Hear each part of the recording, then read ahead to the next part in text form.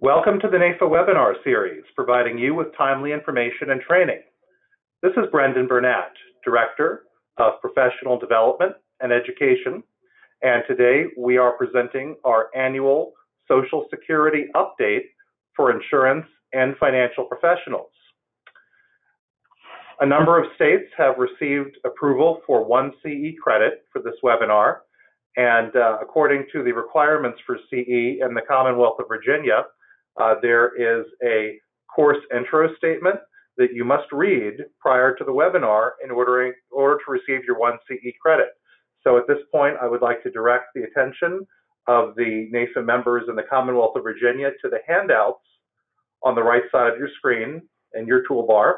Please click on the one handout, the Virginia course intro statement, and please review that as I go ahead and present the rest of the introduction.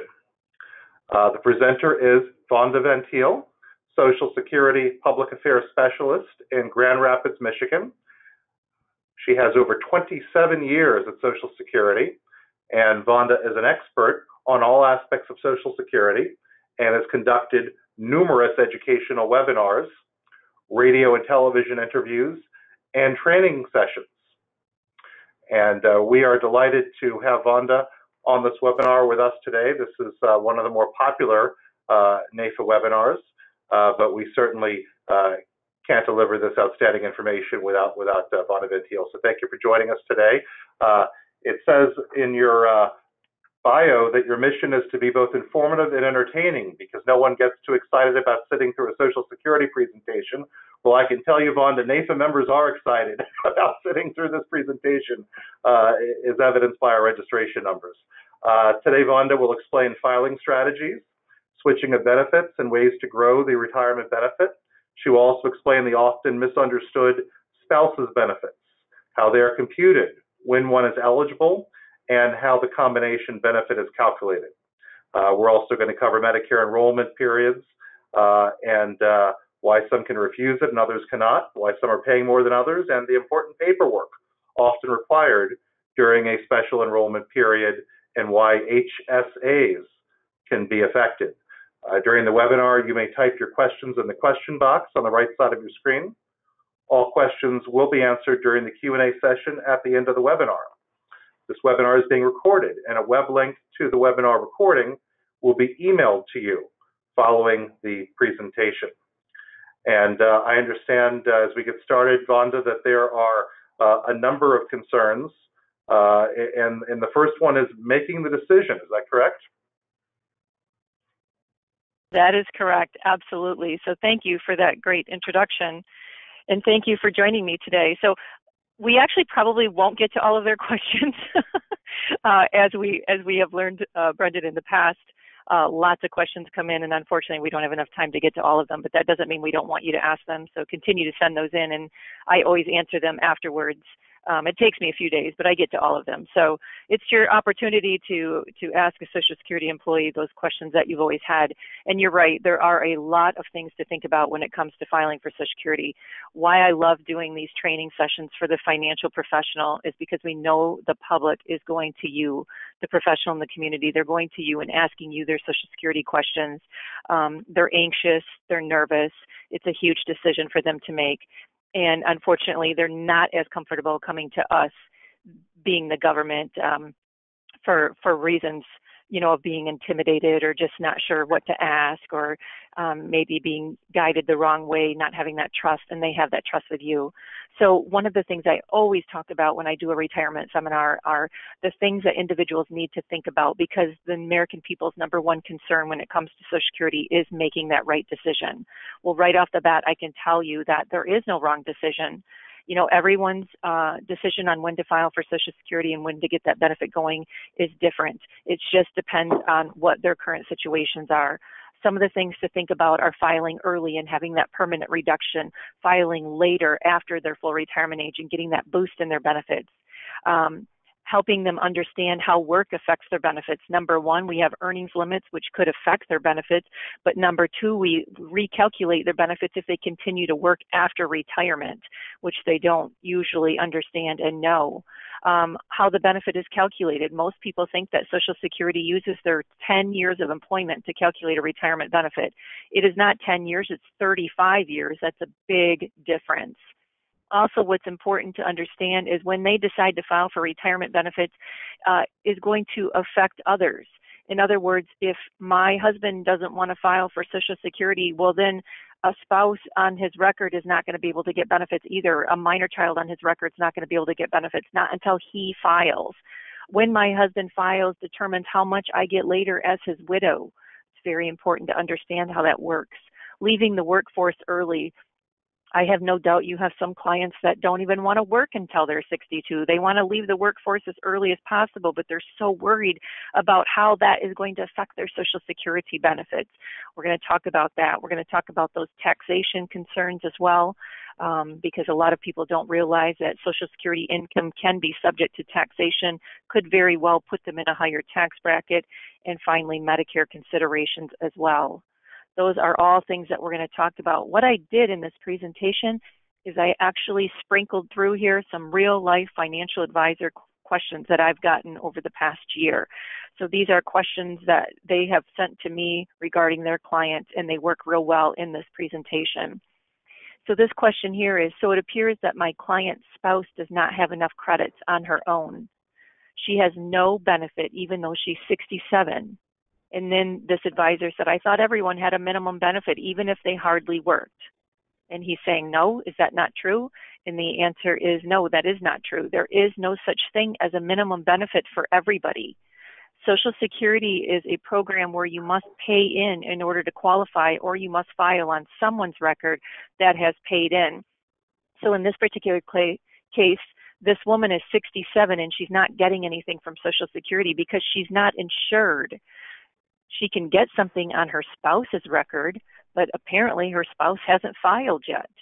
So that's one of the things that people need to understand is you have to work and pay in to be insured for a Social Security benefit. How much do you have to work and pay into the system?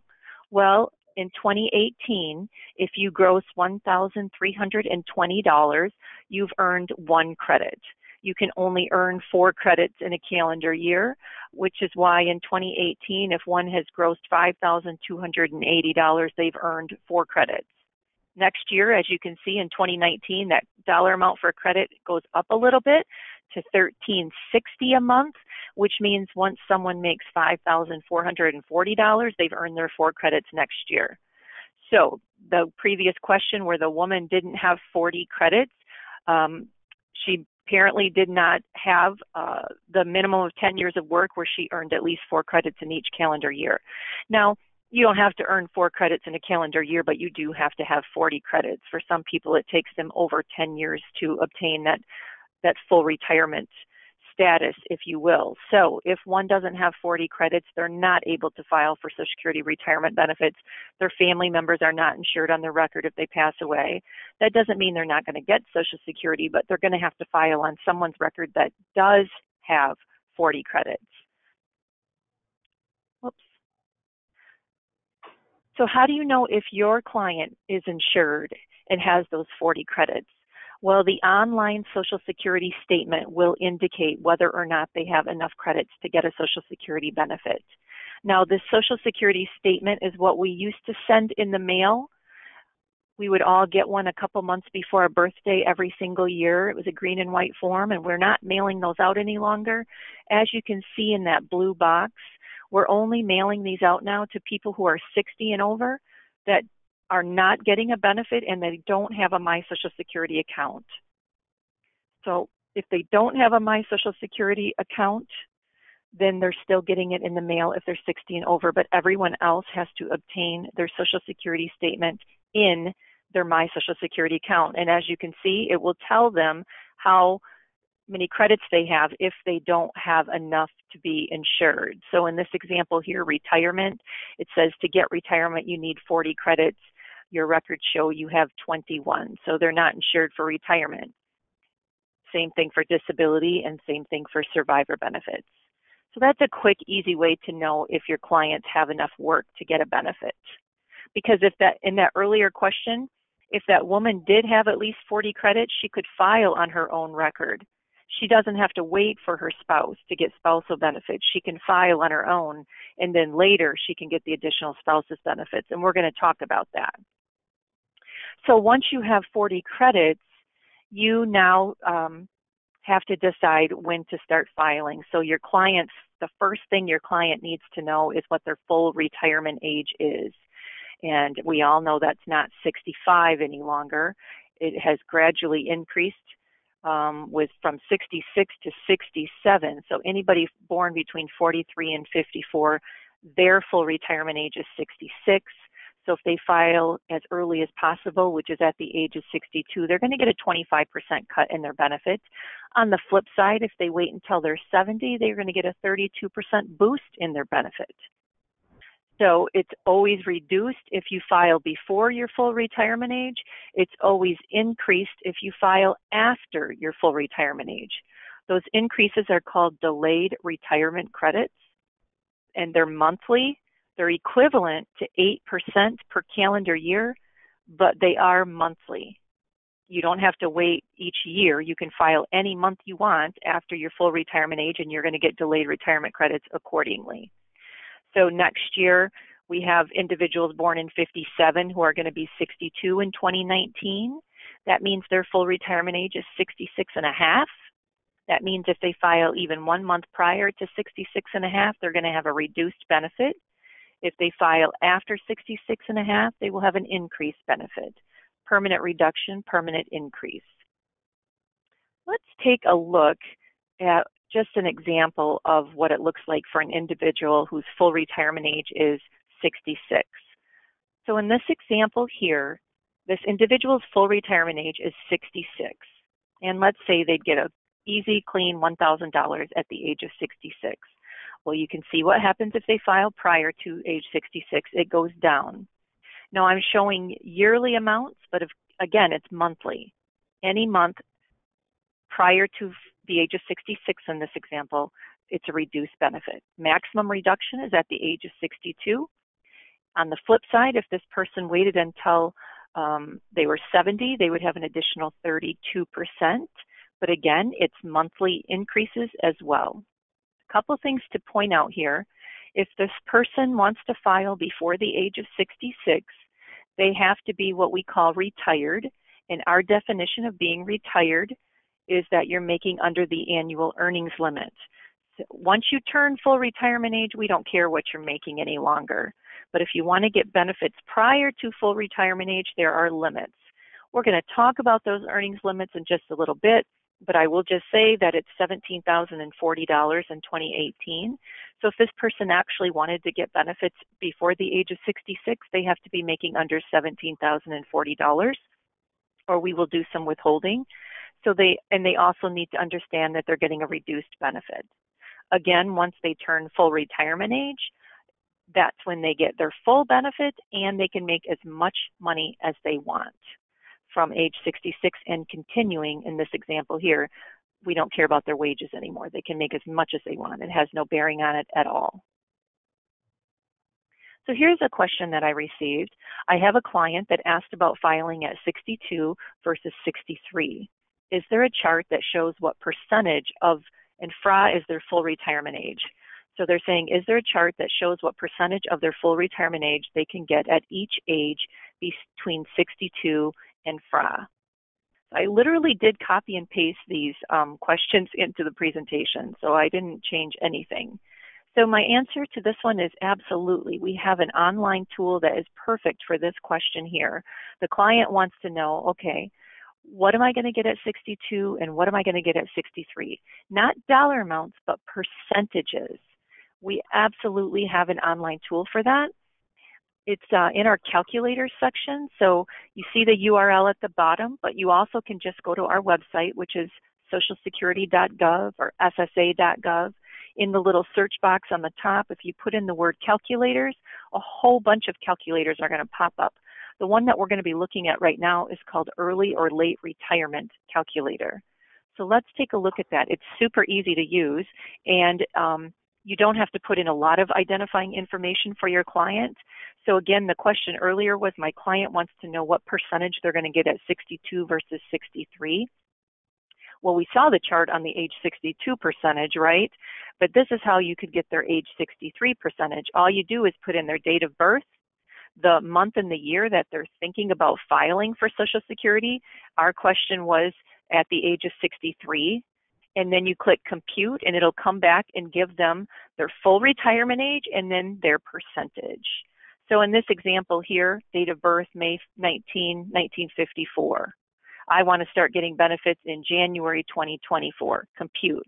Well, your full retirement age is May 2020, and then it comes back and says you have chose to receive benefits 44 months after your normal retirement age, so you're going to get 129.33%.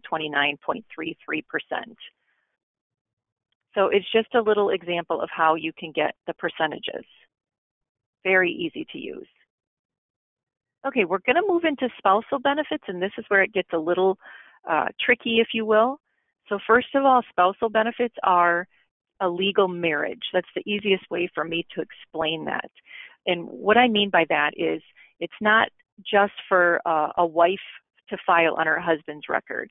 That's obviously the most common spousal benefit situation that we see, but a man can file on his wife's record, and we have same-sex marriages that are federally recognized as well. So it's just a legal marriage.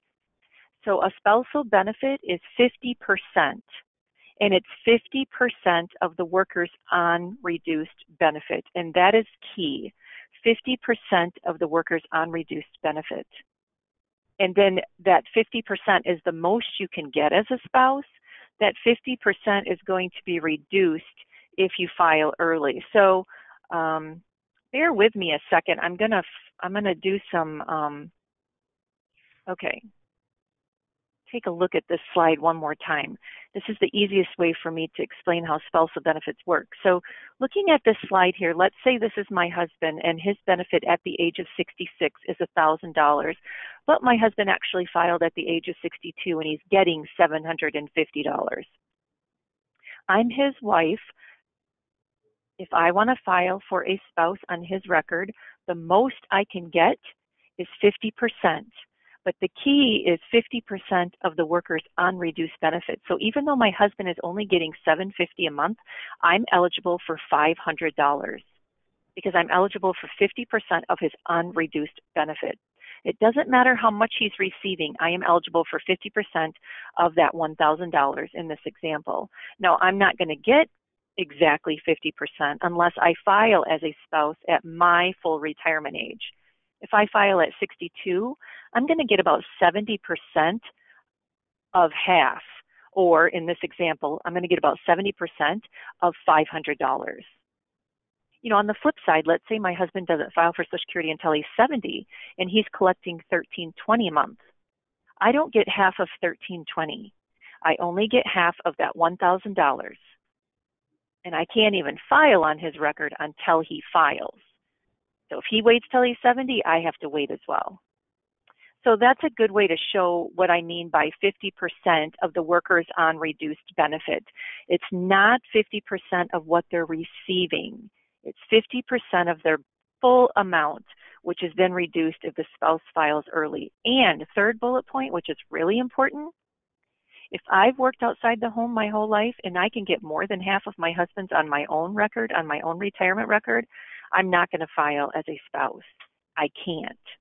You're only going to file as a spouse if you can get more money. So if I've worked my whole life and I'm going to file for my own retirement benefit, my husband worked, he's going to file for his own retirement benefit. We each get our own. But if my retirement at my full retirement age is less than half of my husband's, I could get my own and then a little bit more on his up to half. If I do file on his record, it does not reduce his benefit at all. Okay, so here's a question which is going to lead us into the divorced spousal benefit. So this advisor had a divorced woman who was 62 years old, and her ex-husband was 61 years old and still working. His question was, is there any way for her to claim a spousal benefit Well, it'd be a divorce spousal benefit actually. Or does she have to wait until he retires? If he waits until he's 70, must she also wait until 70 for spousal benefits? So there's a couple things there. First of all, yeah, she has to wait for him, but because they're divorced, she might not have to wait until he's 70. She might only have to wait until he's 62. And that's what separates the spousal from the divorce spousal, is a key point about when you can file. So let's take a look at that. So divorce spouse's benefits are payable if you are married for at least 10 years prior to the divorce, and you cannot be remarried to someone else. So you have to be unmarried. You have to be 62 or older to file as a divorce spouse, and your ex also has to be 62 or older. And you can't be entitled to a benefit that is more than half. So just like a current spouse, an ex-spouse cannot get benefits on their ex's record if their own benefit is more than half. Now look at the bold print there. If you have been divorced for at least 2 years and your ex-spouse is at least 62, you can file on your ex's record even if he or she is not retired and has not filed. So that's a huge difference between a spouse and a divorced spouse. Remember, I was saying I can't get anything on my husband's record, nothing, until my husband files. So if he doesn't file, nobody else gets benefits on his record. But if we're divorced and we've been divorced for at least 2 years, he has to be 62 or older, but he does not have to file in order for me to come on his record as a divorced spouse. Now, keep in mind that if I have 2 marriages that lasted over 10 years, I can file on the higher of the 2 as long as I am unmarried. If one of my ex-husbands is remarried to someone else, he very well could have a wife and an ex-wife both receiving benefits on his record. And no one is going to reduce anyone else's benefits. So that's the divorced spouse's benefits. So here's a question that I actually get a lot when I go out and do my presentations. I would actually like to retire when I'm 58. Is that going to greatly affect my Social Security benefits? So let's take a look at that. If somebody wants to retire at the age of 58, it's not going to reduce their benefit a ton, but it could affect it slightly. So what I recommend is going online and using our Social Security estimator.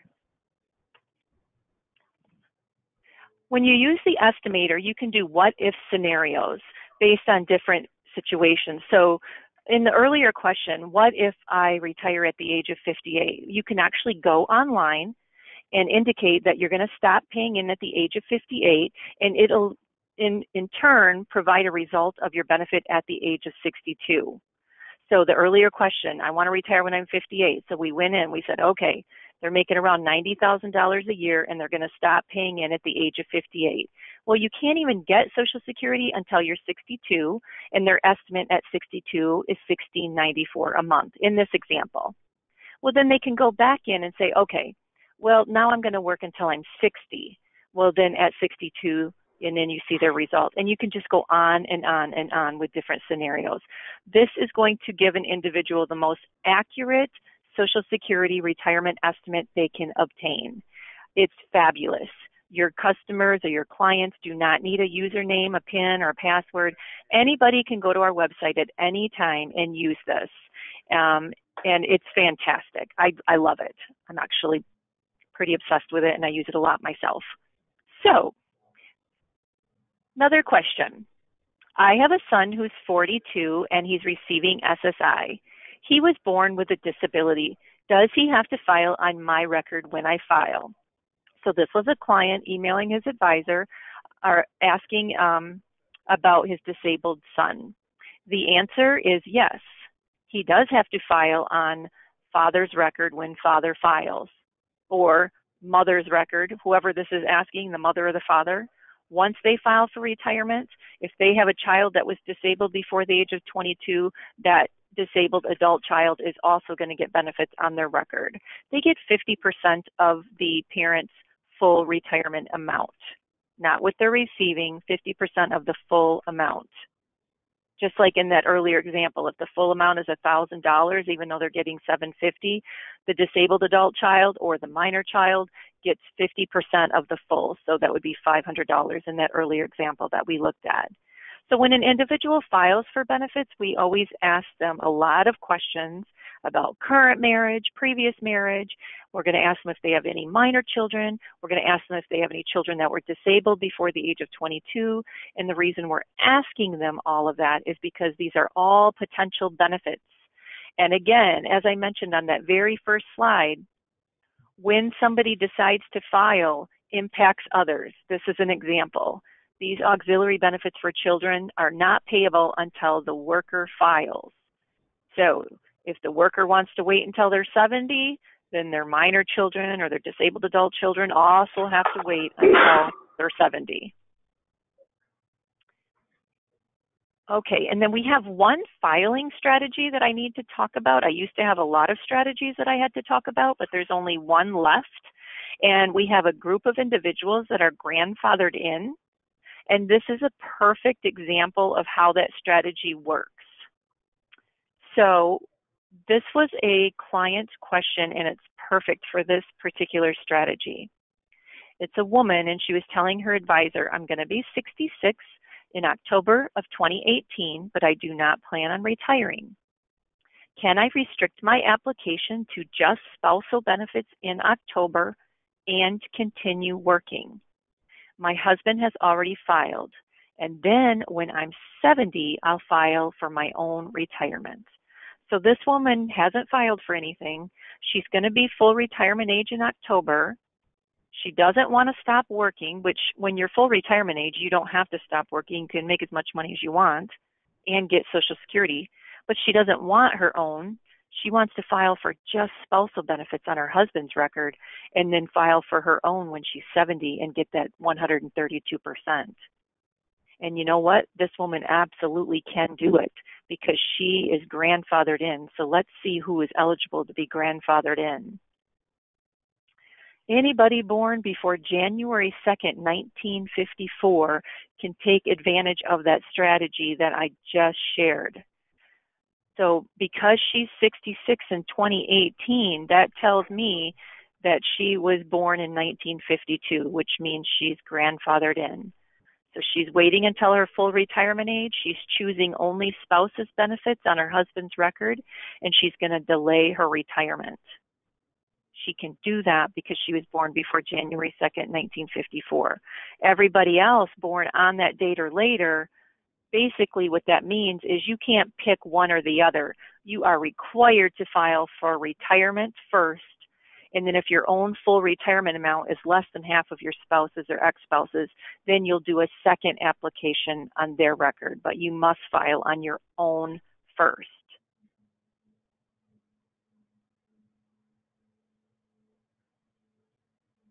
Okay, so now we're going to cover how a retirement benefit is calculated. So basically what we do is we take an individual's wages and we adjust it. It's called indexing.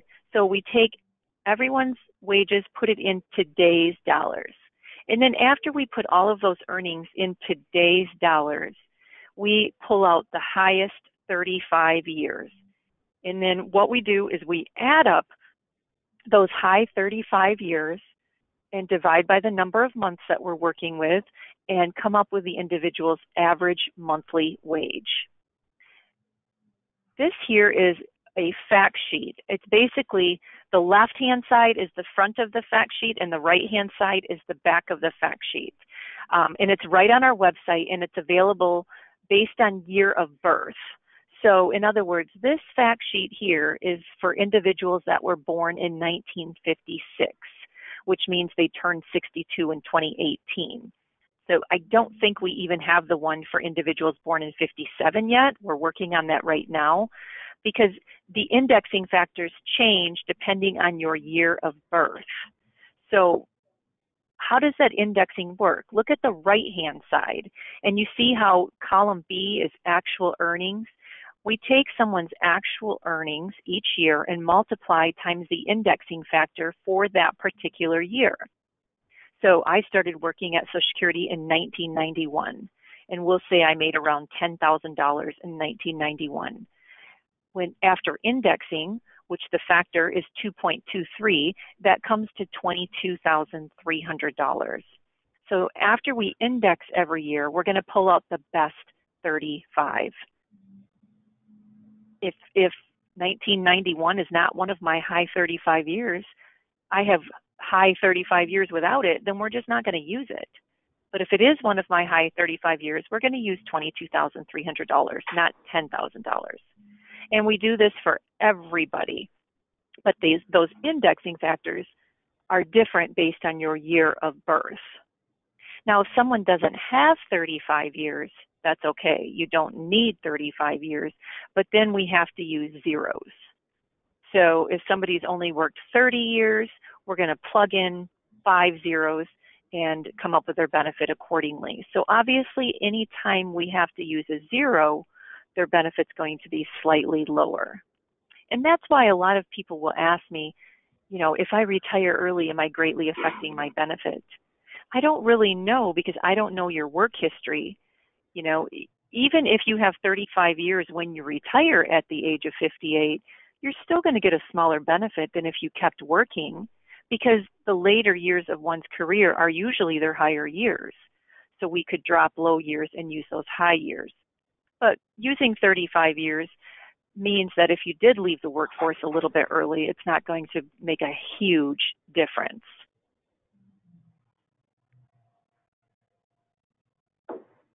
So this question applies to how we calculate a retirement benefit.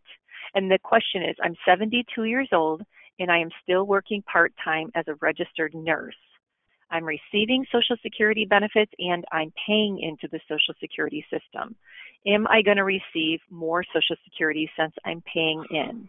This is also a very common question that I get. So people that are receiving benefits, number one, they always want to know, you know, if I do work while I'm getting benefits, do I have to pay Social Security taxes?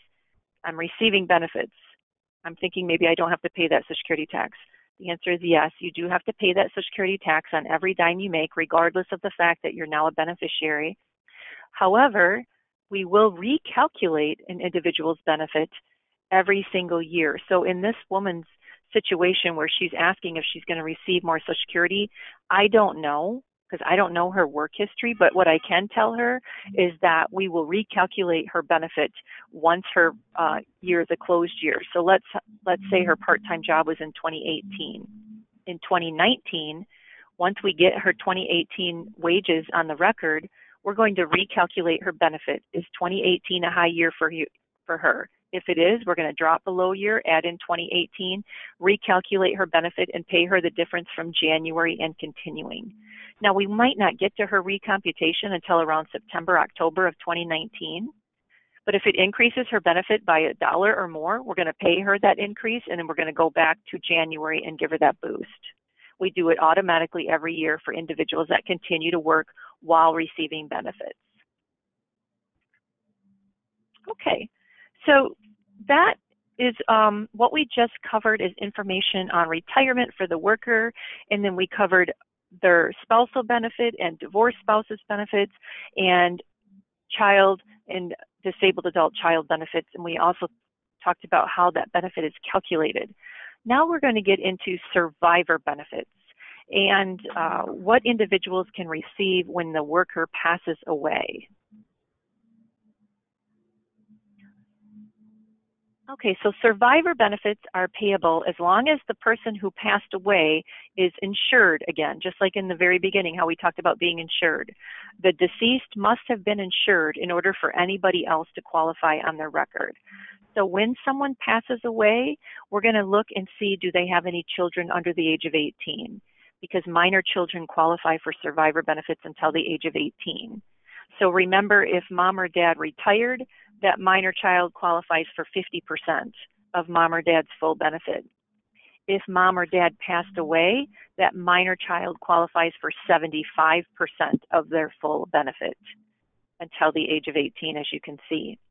Now, if there is a child that was disabled before the age of 22, same thing, 50% when mom or dad retired, 75% when mom or dad passed away. And then, of course, we have widows and widowers benefits that are payable as early as age 60. Unless the widow or widower is disabled, then they qualify as early as 50. So I do get a lot of questions from advisors about, their client just lost their spouse unexpectedly. What is payable to, we'll say, what is payable to her? She's 48 years old. Well, if she doesn't have a child in her care under the age of 16, there's nothing payable to her until she's 60, unless she's disabled. Let's take a look at that widow and widower's benefit at the age of 60. So when the individual passes away, their surviving spouse can receive 100% of their full benefit if they're at full retirement age. So let's stop right there.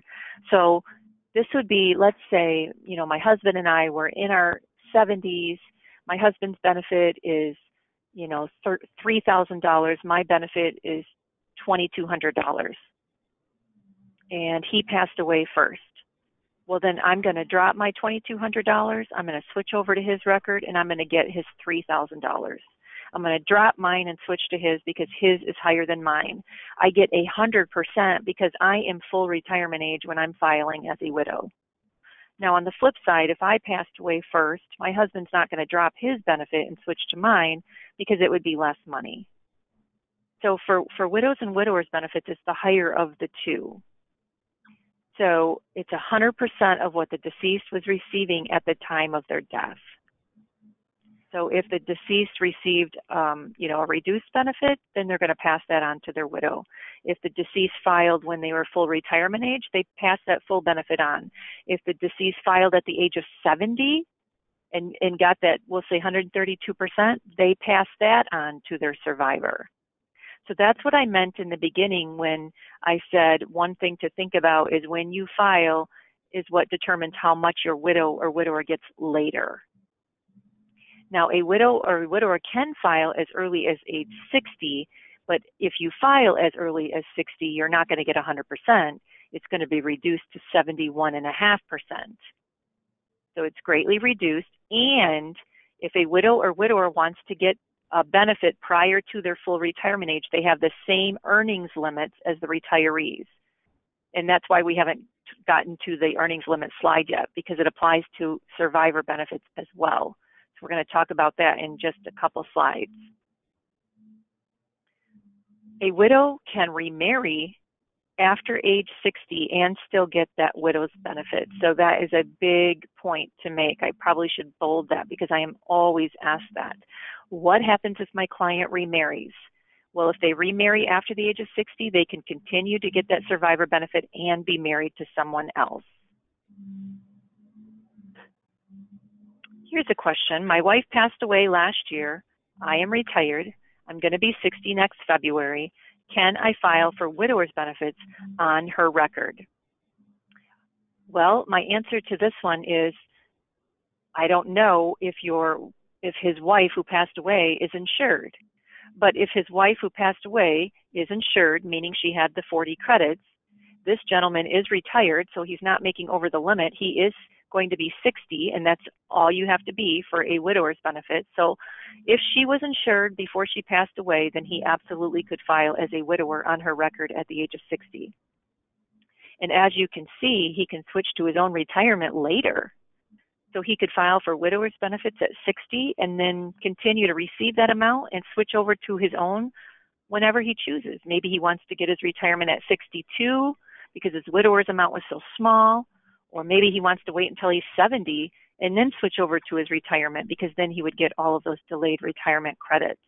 And again, he can remarry after the age of 60. So that filing strategy that I talked about earlier, how it's being grandfathered in for people born before January 2nd, 1954, that's a filing strategy for retirement and spouses. This one here has always been around. It's not going away, and it's just basically switching from a survivor record to a retirement record. And you can do the opposite as well. You could file for retirement at 62 and switch over to a widow's benefit at your full retirement age to get the full widow's amount. So you have options there.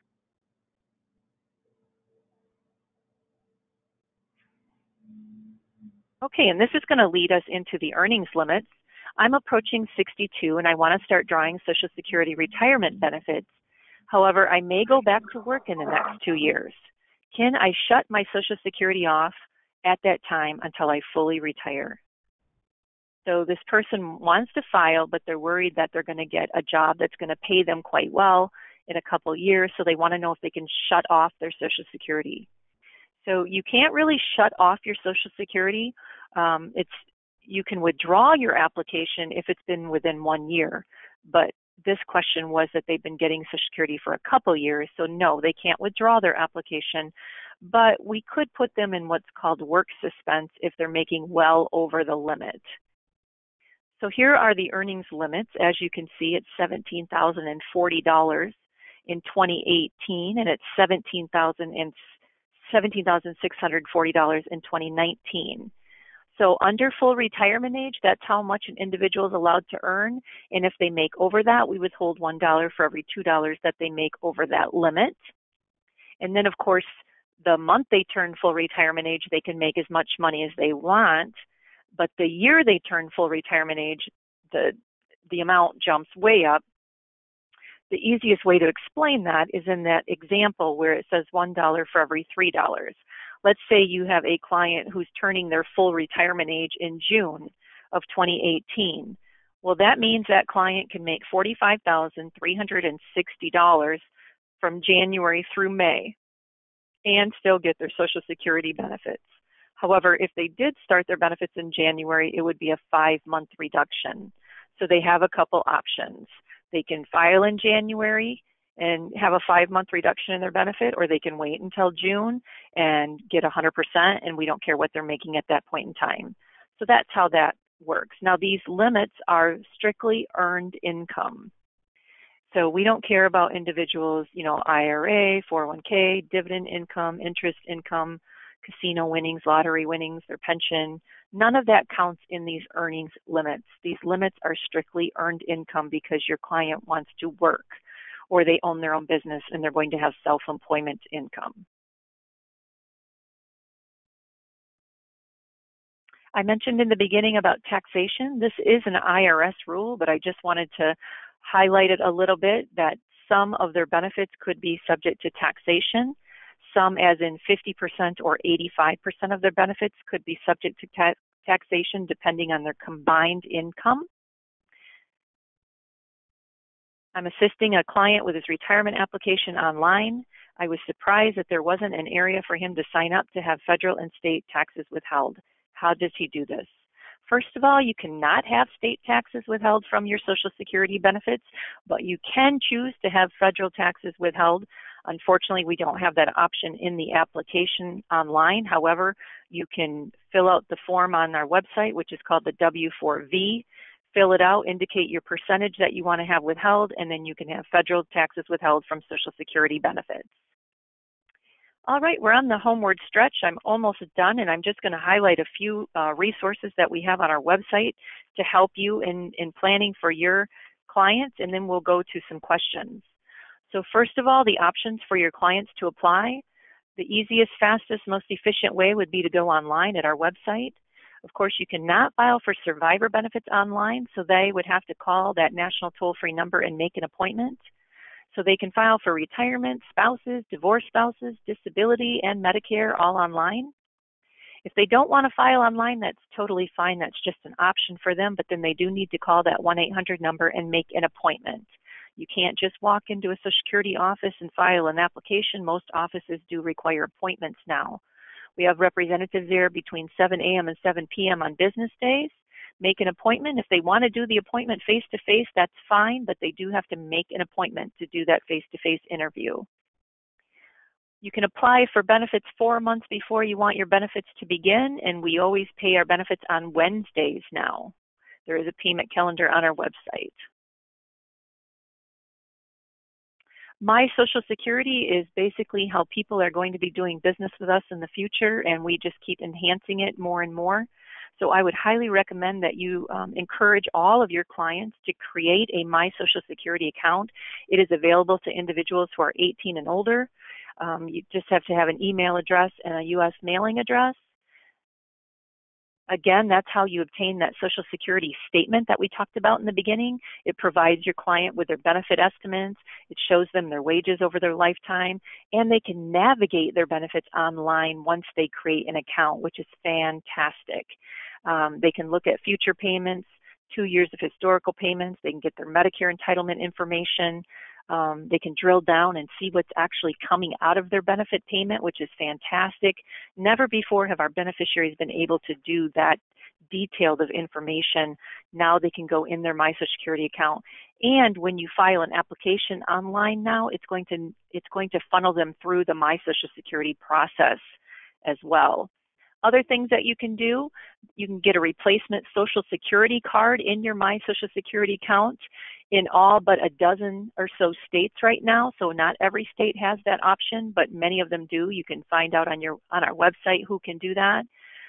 They can get replacement 1099s in their My Social Security account, replacement Medicare card, check the status of an application, change address, phone number, direct deposit, and get proof of income, all in My Social Security. One of my favorite sites on our website is the most frequently asked questions section. As you can see, I do get a lot of questions from advisors throughout the calendar year. I always answer them, but I also show them the answer on our website so that you can show your clients. You know, it's nice to have an answer from an expert, but you also want to prove to your clients, no, you know, we know that they're telling us the correct answer because it's right on their website. So most asked questions is one of my favorite sites. That's me on the left. Although I'm in Grand Rapids, Michigan, Social Security is a federal agency, so nothing is state-specific that we talked about today, and that's the good news about it. So we're all available to you to assist. I'm the Public Affairs Specialist for Michigan, and we have individuals like myself in nearly every state. So if you don't know who yours is, you know, send me an email, connect with me on LinkedIn, and let me help you and find out who your public affairs specialist is, because we're here for the professionals in the community to help you. Unfortunately, you don't want to tell your clients to just go into a Social Security office when they have questions, and the public affairs specialists are not the ones that answer your clients' questions. I don't want you to tell your clients about me and how to get a hold of me, because I'm not here for your clients. I'm here for the professionals in the community. You don't want to tell your clients, however, to just go into the office. You would want to tell them, go to the website or the national toll-free number. Again, there's reps there 12 hours a day between 7 a.m. and 7 p.m. on business days. And then, of course, we do have local offices all over nationwide. Our hours are 9 to 4, except on Wednesdays, we close at noon. So 9 to 4, except Wednesdays, we close at noon. And we do have an office locator on our website. You just put in your zip code, and you know exactly what office services that zip code. So it's fantastic. So yeah, if you want to connect with your public affairs specialist, hit me up. I'd be more than happy to work with you on that. At this point, Brendan, I'm going to check in with you and see how we're doing. Well, thank you, Vonda. We do have quite a few questions already, including one of our most popular questions. Can I get a copy of the slides or the slide presentation? And the answer is that, first of all, this is being recorded, and you will get the webinar recording via email, where you can view the slides and the entire presentation as much as you'd like to. And Vonda has generously offered the slides themselves to those that want the actual PowerPoint slides. So to obtain those, please contact Vonda. And what's the best way to contact you to request those slides, Vonda? Yeah, just send me an email, and I'll give my email out right now. My email is my first name, and you all can see it on there, Vonda, and then you do a dot, and then my last name, Van Til, all one. Don't put any spaces in there. So it's vonda.vantil at ssa.gov. So vonda.vantil at ssa.gov. And again, that contact is for you all, not for your clients. Keep that in mind. I'm trusting you. Outstanding. Our next question: my son is disabled and is receiving SSI and SS off of his mother's benefit? Will he be able to claim off of mine when I file as my SS will be higher than my spouse? Yes, absolutely. Excellent question. So the son is on SSI and Social Security disability on the mother's record. However, when the father files, if 50% of the father's full retirement amount is higher than 50% of the mother's full retirement amount, he will switch from mom to dad and get that higher amount. Absolutely. Earlier in the presentation, you mentioned that the Social Security Administration is no longer sending out those paper copies of our reports that we used to receive. So we have a question related to that. Cal says, I have not been asking for a Social Security statement. If someone is currently taking Social Security, do they get one, and what information is on it? So speaking of someone who's currently receiving the benefit. Yeah, so once you're getting Social Security benefits, you're not going to get a Social Security statement in the mail any longer, because the statement is showing benefit estimates, but you're already getting benefits. So we're not going to provide estimates any longer because you know exactly how much your benefit is because you're receiving those. However, we still encourage you to create a My Social Security account, because that's how you can navigate your benefits online. As I mentioned a couple slides ago, you can look at your gross amount, you can look at your net amount if you have, information like Medicare premiums coming out, Medicare B, C, D, anything like that coming out of your premiums. You can check that out on your My Social Security account. So we still want you to create an account, but you're not going to get that statement, nor will you be able to access that statement any longer. And a question on CE for this webinar. If my state has granted CE credit for this webinar, how do we get that? And the answer is that your state executive has handled the filing, and your state executive will also receive a report from me indicating who was on the webinar from that state. So your state executive is going to handle all that filing so that you can get your 1 CE credit for the webinar. And a follow-up question regarding what about for the CFP? Vonda, did you mention that somehow you had an arrangement with that? Yes, yes, thank you. Okay. Yes, anybody that is a certified financial planner that wants to obtain 2 CFP credits can send me an email. I need to know your name, and I need to know your CFP ID number, and I will send in a Excel spreadsheet with that information so that you can get the 2 CFP credits. And I'll know that you attended the webinar because Brendan gives me the attendee report. So absolutely, anybody that wants 2 CFP credits, send Vonda Van Til an email and your CFP ID number, and we'll get that going for you. Okay, and I hate to be redundant, but could you repeat your email one more time for us, Vonda? Of course, yes. Yep, so as you can see, my name on the left, Vonda.Van Til, no space in Van Til, at ssa.gov. vonda.vantil@ssa.gov. Thank you. And we have a question for Jim, from Jim. My wife's Social Security benefit is based on my record. What benefit does she receive in the event of my death? Right. So it depends on how old she is when she becomes a widow. So let's say she's, well beyond her full retirement age when you pass away. She would get 100% of whatever your benefit is at the time of your death because she's past her full retirement age. But if she became a widow and filed on your record prior to her full retirement age, that 100% is reduced. But it's all based on the dollar amount that you're currently receiving. And now this is a fascinating question from Dan. What is being done about someone filing for Social Security fraudulently? I'm not sure.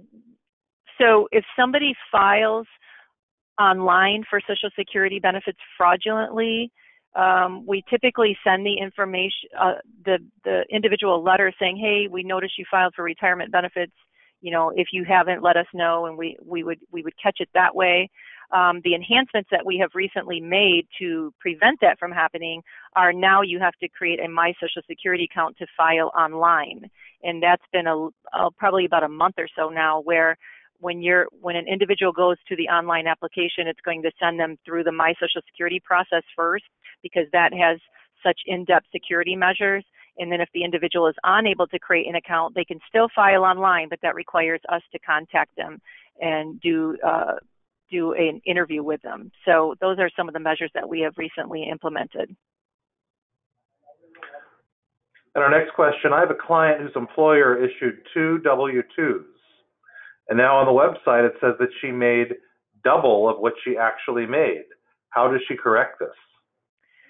Yes, that's a great question. So if you have a double posting or a year missing or just the wrong amount posted on your work record, you need to get that corrected, and we just need proof. So for that particular woman, proof would just be that she has duplicate W-2s.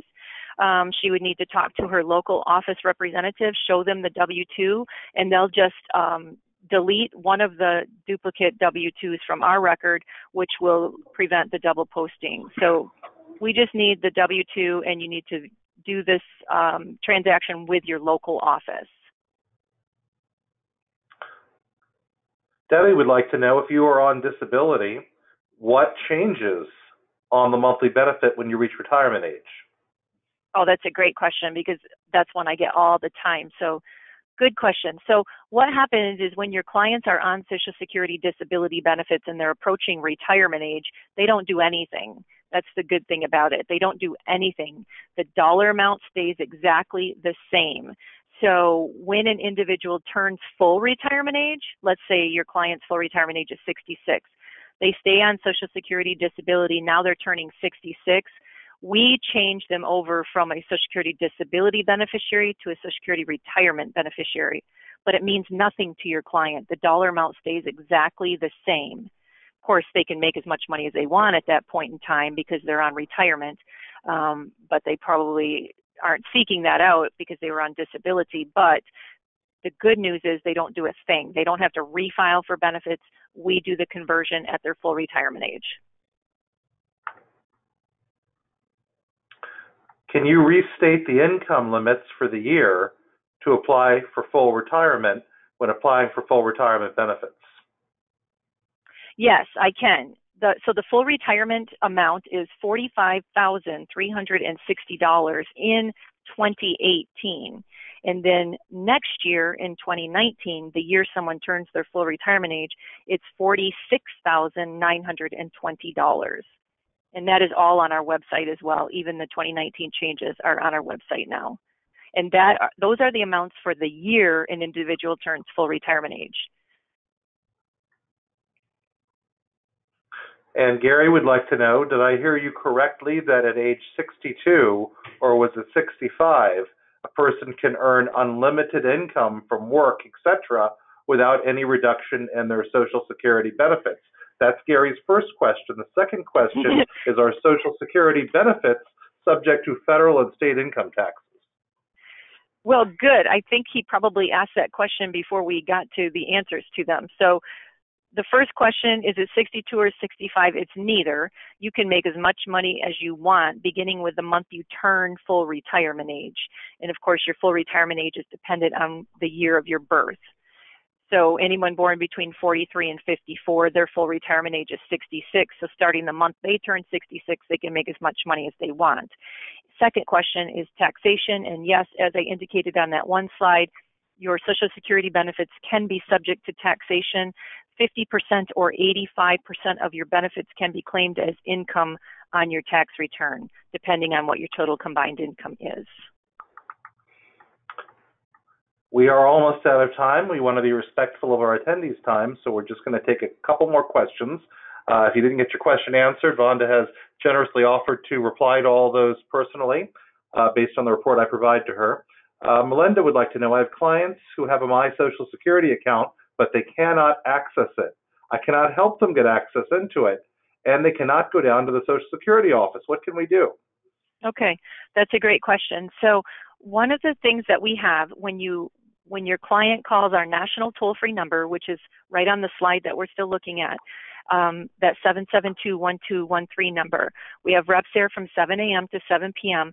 They need to indicate at the voice prompt, help desk. So that is a voice prompt specifically for help with My Social Security access. So they call that number and at the voice prompt say help desk, and they will get to the representatives that assist with My Social Security access. And a follow-up question to one we just had. We keep hearing how there isn't enough money to continue present benefits between, when you talk about making as much income as you want, it may not affect your benefit, but it will affect your after-tax benefit. Is that correct? Well, yeah, you can make as much money as you want and nothing happens to your Social Security benefit, but that doesn't mean the IRS doesn't want to know about all money that you have coming in. So the Social Security earnings limits have nothing to do with the IRS. That's just a Social Security rule.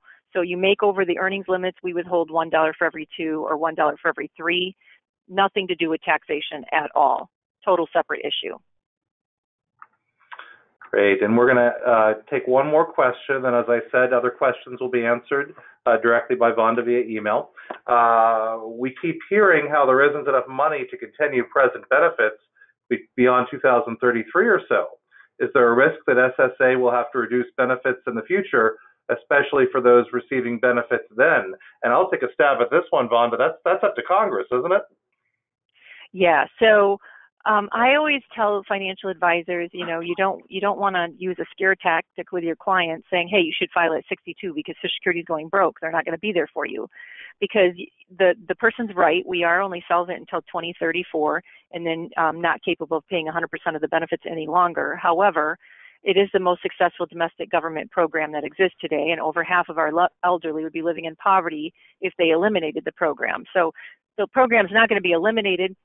They just need to make changes to it so that it continues to be solvent into the future. I have no idea what those changes are going to be. We just want Congress to act on this sooner rather than later so that they're real gradual changes that don't affect one generation hard, but affect several generations throughout the future. But it's going to be there. Yes, it's going to be different. We've made many, many changes to the program already. It's nothing that we haven't seen already and that we haven't responded to already. So I don't know what they'll be, but we're encouraged and hopeful that they will occur soon. Okay. Well, I would like to thank our presenter from the Social Security Administration, Vonda Ventile, for her outstanding, as usual, annual presentation to NAIFA members. And I also want to thank our participants for joining us today, taking your time to learn this valuable information. As I mentioned, this webinar is recorded. You'll receive an email with the link. And this concludes the NAIFA webinar. Thank you. Bye-bye.